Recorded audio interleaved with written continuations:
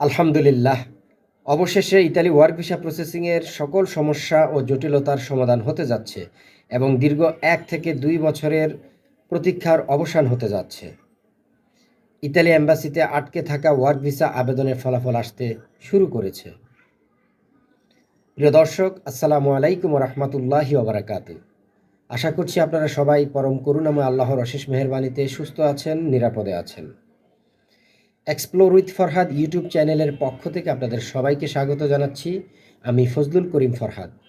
আজকে Italy work visa প্রত্যাশী ভাইদের উদ্দেশ্যে নতুন আরেকটি ব্লগ নিয়ে উপস্থিত হয়েছি। আশা করছি আপনারা সবাই আমার ব্লগটি মনোযোগ সহকারে শেষ পর্যন্ত দেখবেন এবং আমার ব্লগটি দেখে যদি আপনাদের ভালো লাগে, আমার দেওয়া ইনফরমেশানগুলি থেকে আপনারা যদি উপকৃত হয়ে থাকেন, তাহলে অবশ্যই রিকোয়েস্ট করব আমার চ্যানেলটি লাইক করবেন এবং শেয়ার করে অন্য ভাইকে দেখার সুযোগ করে দিবেন। আর ইতালি এবং ইউরোপের ভিসা সংক্রান্ত এবং ট্রাভেল আপডেট পেতে আমার চ্যানেলটি সাবস্ক্রাইব করে সংযুক্ত থাকবেন, এই অনুরোধটি সবার কাছে থাকলো।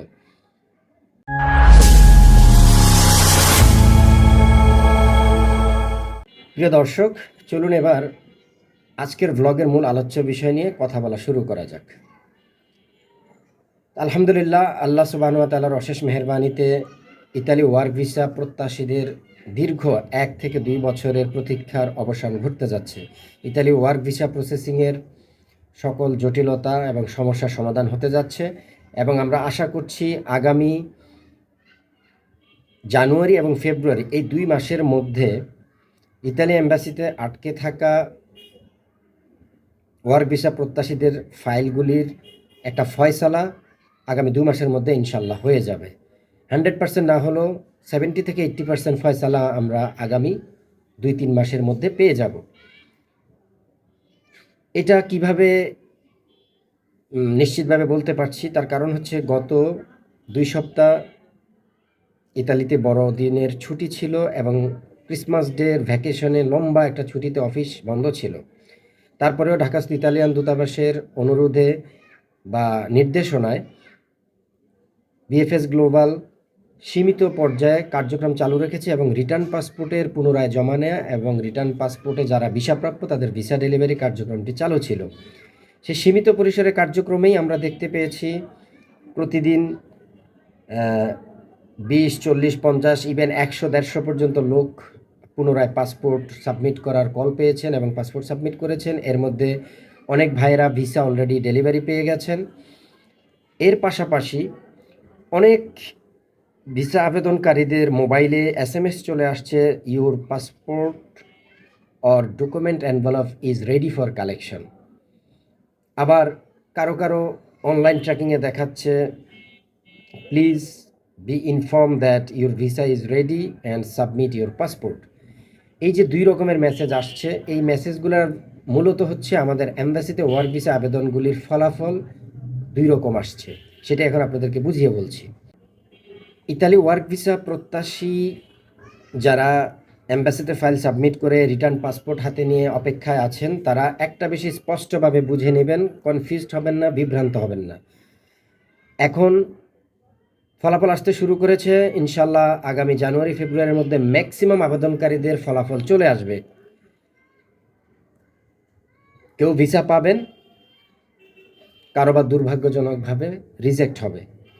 কিন্তু আপনি কীভাবে বুঝবেন? সেজন্য আপনারা প্রতিদিন অনলাইন ট্র্যাকিং করবেন, বিএফএস গ্লোবালের ওয়েবসাইটে ঢুকে অনলাইনে ভিসা ট্র্যাকিং করবেন এবং আপনার মোবাইল SMS চেক করবেন, ইমেলটা চেক করবেন। আপনার মোবাইলে যদি SMS আসে, স্পষ্টভাবে বুঝে নেন, আপনার মোবাইলে যদি SMS আসে যে your document envelope is ready for collection, কিন্তু পাসপোর্ট আপনার হাতে, তাহলে আপনি ধরে নেবেন আপনার নেগেটিভ রেজাল্ট এসেছে, আপনার ভিসা হয়নি, আপনারটা রিজেক্ট হতে যাচ্ছে। সেক্ষেত্রে আপনি গিয়ে আপনার রিজেক্ট পেপার সহ আপনার ফাইলটা ডেলিভারি নিয়ে আসবেন। নিয়ে এসে আপনি আপনার মাধ্যমের সাথে কথা বলে টাকা ফেরত নিয়ে নতুন করে আবার স্বপ্ন দেখবেন, নতুন করে চেষ্টা করবেন, নতুন করে আবার অন্য কোনো দেশের জন্য অ্যাপ্লাই করবেন। সেটাই মনে হয় বুদ্ধিমানের কাজ হবে। আর যাদের লেখা আসবে, please be inform that your visa is ready, please submit your passport at respective BFS centre. আলহামদুলিল্লাহ, তাদের জন্য এটা একটা গ্রেট নিউজ, একটা অনেক বড় সুসংবাদ, কারণ তাদের মূল অবস্থা এবং মালিকের ডকুমেন্ট সব কিছু ঠিক ছিল। ইতালি থেকে ভেরিফিকেশন হয়ে পজিটিভ রেজাল্ট এসেছে, তাই তারা ইনশাল্লাহ ভিসা পাবেন, তাদের ভিসা রেডি। তাই ভিসা স্টিকার আপনার পাসপোর্টে স্ট্যাম্পিং করার জন্য আপনাকে পাসপোর্ট পুনরায় সাবমিট করার জন্য বলা হচ্ছে। তাহলে স্পষ্টভাবে বুঝে রাখুন, যাদের পাসপোর্ট হাতে এম্বাসিতে পাসপোর্ট জমা দেওয়া হয়নি কিন্তু রেডি ফর কালেকশন আসছে, তারা ধরে নেবেন, নিশ্চিত থাকবেন আপনার রিজেক্ট হচ্ছে। আপনারা গিয়ে আপনাদের ফাইলটা কালেকশন করে রিজেক্ট পেপারটা নিলেই জেনে যাবেন কী কারণে রিজেক্ট হয়েছে। আর যাদের মেসেজ আসবে your visa is ready and please submit your passport, তারা ইনশাল্লাহ ভিসা পাবেন। তারা নির্দিষ্ট সময়ে নির্দিষ্ট সেন্টারে, যখন আপনি প্রথম ফাইল সাবমিট করেছিলেন ওই বিএফএস সেন্টারে গিয়ে আপনি আপনার পাসপোর্টটি জমা করে আসবেন। এখানে আর বিভ্রান্ত হওয়ার কিছু নেই। এই দুইটা মেসেজের মাধ্যমে পর্যায়ক্রমে আমাদের সকল ভিসা আবেদনকারীদের ফলাফল চলে আসবে এবং 5 তারিখের পর থেকে ইতালিতে সকল অফিস চালু হয়ে যাচ্ছে। তখন ইতালি থেকে বাকি ফাইলগুলোরও দ্রুততম সময়ে ভেরিফিকেশন কমপ্লিট হয়ে চলে আসবে এবং ইতালি এম্বাসি এখন আগের চেয়ে অনেক বেশি পরিমাণে রেজাল্ট আমাদেরকে জানিয়ে দিবে। যারা ভিসা প্রাপ্য তাদেরকে your visa is ready please submit your passport এই মেসেজটি দিয়ে জানিয়ে দিবে, এবং যারা রিজেক্ট হবেন তাদেরকে জানিয়ে দিবে যে আপনার decision envelope or passport or application is ready for collection. তো আমরা আশা করছি আগামী 2-3 মাসের মধ্যে সবাই আপনাদের এই অপেক্ষার অবসান ঘটবে এবং আপনারা সবাই আপনাদের আবেদনের ফলাফল জেনে যাবেন। আর ভিসা কী কারণে রিজেক্ট হচ্ছে সেটা আপনারা আপনাদের রিজেক্ট পেপারে জেনে যাবেন। আমরা অতি সম্প্রতি গত 2 সপ্তাহে বিএফএস গ্লোবাল থেকে যে সমস্ত ভাইরা ভিসা ডেলিভারি নিয়েছেন এবং যারা রিজেক্টের মেসেজ পেয়েছেন, রিজেক্টের ফাইল রিসিভ করেছেন, তাদের ইনফরমেশনগুলি আমরা অ্যানালাইসিস করে দেখেছি। স্ক্যান সিস্টেমে ইমেইলের মাধ্যমে অ্যাপয়েন্টমেন্ট পেয়ে ফাইল সাবমিট করেছিলেন এরকম অনেক ভাইয়ের দুর্ভাগ্যজনকভাবে ভিসা আবেদন রিজেক্ট হচ্ছে। এই রিজেক্ট হওয়ার পেছনে ম্যাক্সিমাম ক্ষেত্রেই কজ হচ্ছে নুলসটা রিভোক্ট করা হয়েছে। রিভোক্ট মানে হচ্ছে প্রত্যাহার করা। আপনার যেই নিয়োগকর্তা বা যে কোম্পানি, যে মালিক আপনাকে নোলাস্তা ইস্যু করেছিল, তিনি বর্তমানে আপনাকে আর নিতে আগ্রহ প্রকাশ করছেন না বা আপনার কোনো দায়িত্ব নিতে চাচ্ছেন না। এই মর্মে প্রেফেক্তুরাতে ইনফরমেশন দেওয়ার কারণে, অথবা তিনি প্রেফেক্তুরাতে গিয়ে আপনার নোলাস্তা প্রত্যাহার করে নিয়েছেন, সেই কারণে আপনার ভিসাটি অরিজিনাল নোলাস্তা হওয়া সত্ত্বেও ভিসা আবেদনটি রিজেক্ট করা হয়েছে। সেক্ষেত্রে এখানে কারোই কিছু করণীয় নেই, কারণ বর্তমানে মালিক যদি ঠিক না থাকে এবং মালিক যদি কর্মীর দায়িত্ব না নেয় এবং কর্মীর এই নোল্লা অবস্থা সহ সকল up to date document submit না করে, তাহলে কিন্তু ভিসা পাওয়ার কোনো পসিবিলিটি নেই। এখন ভিসা পাওয়াটা ডিপেন্ড করছে মালিকের আগ্রহের উপরে, ইচ্ছার উপরে।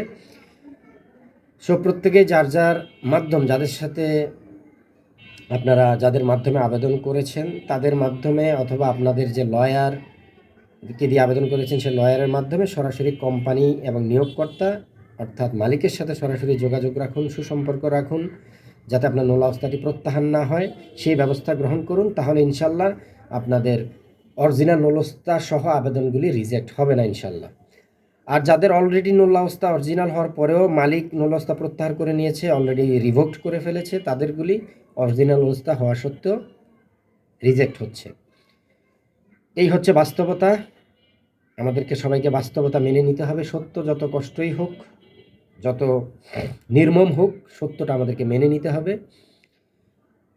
এটা শুনতে খুব খারাপ লাগছে। অনেক ভাইদের মে মাসে এবং জুন মাসে তারা অ্যাপয়েন্টমেন্ট সিস্টেমে ইমেইলের মাধ্যমে অ্যাপয়েন্টমেন্ট পেয়েছিলেন, অরিজিনাল নোলস্তা ছিল, তাদের এখন পাসপোর্ট জমা নেওয়ার আগে রেডি ফর কালেকশন আসছে, দ্যাট মিন্স তাদের ফাইল রিজেক্ট হচ্ছে।